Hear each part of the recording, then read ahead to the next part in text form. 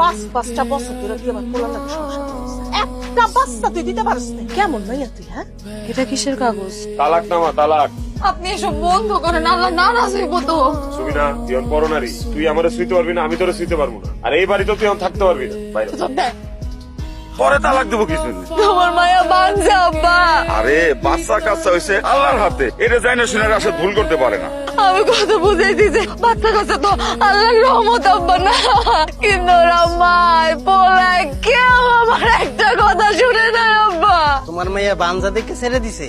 আরে নাকি অন্য কারো লোকে পীড়িত করে ধরা খাইছে? মুখ সামলায় কথা কবি কই দিলাম। তুমি কেন আবার সত্যি কথা কইতে গেলা? তুমি জানো না দুনিয়ার সত্যি কথার কোনো ভাত নাই। তুমি যে এটা জোর গলায় সত্যি কথা কইবা, মানুষ ওইটা জোর গলায় মিথ্যা কথা কইব। আপনি সব জানি না শুনে আমারে কেন বিয়ে করছেন? হ্যাঁ, আমারে আরো যন্ত্রণা দেওয়ার জন্য?